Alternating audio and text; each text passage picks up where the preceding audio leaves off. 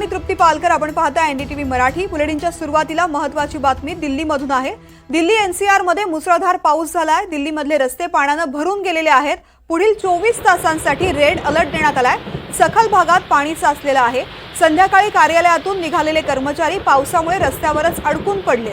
रस्त्यांवरील वाहनांचा वेग मंदावलाय। मंगळवार, बुधवार आणि गुरुवार असे 3 दिवस पावसाची शक्यता हवामान खात्याने वर्तवली होती। त्यानुसार संध्याकाळपासून दिल्ली एनसीआर मध्ये मुसळधार पाऊस पडतोय।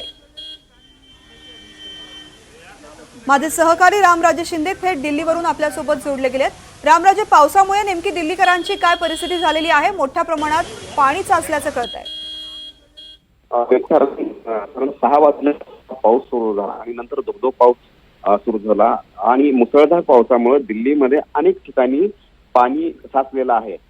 ओल्ड राजेंद्र नगर की ज्या ठिकाणी पाणी बेसमेंटमध्ये जाऊन 3 विद्यार्थ्यांचा मृत्यू झाला होता, त्याच ठिकाणी जिथं विद्यार्थी सर्व आंदोलन करत आहेत, तो संपूर्ण परिसर पुन्हा एकदा जलामय झालेला आहे। पाणी या ठिकाणी साचलेलं आहे। त्या पाण्यामध्ये गुडघाभर पाण्यामध्ये हे युपीएससीचे विद्यार्थी तिथे उभे राहून आंदोलन अजूनही त्यांचं सुरू आहे।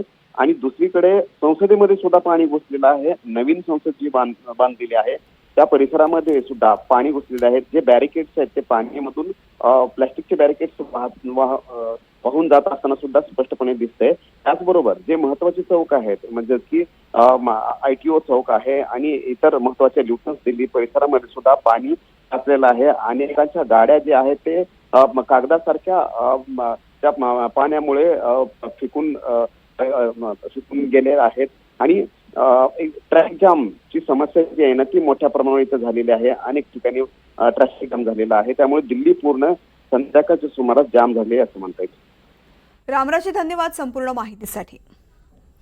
तर दिल्लीमध्ये रस्त्यावरती पाणी साचलेले आहे। नागरिक रस्त्यावरती अडकून पडलेले आहेत। मोठ्या प्रमाणात ट्रॅफिक जामची समस्या सुद्धा दिल्लीकरांना भेडसावते आहे।